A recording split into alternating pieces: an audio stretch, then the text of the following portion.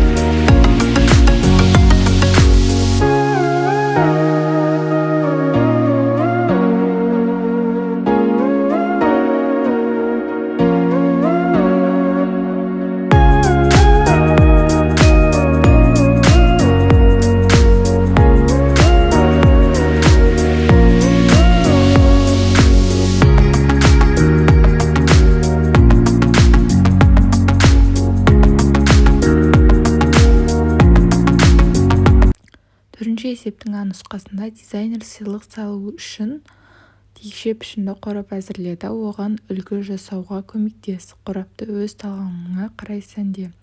Бұл негізінен жеке жұмыс болып табылады, яғни осы қораптағыдай біз оны логотип салып әртүрлі әсемдеуіміз керек.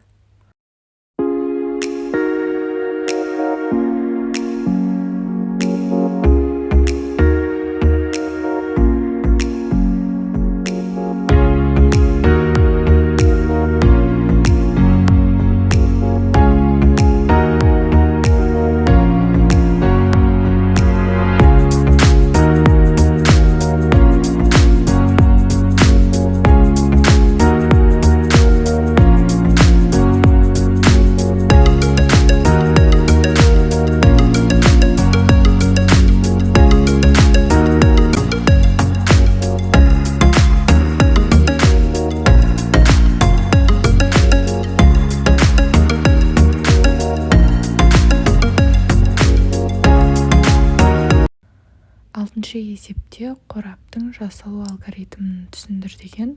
Яғни бұл жерде бірінші біз қораптың жазбасын сызып аламыз және де оны қиямыз.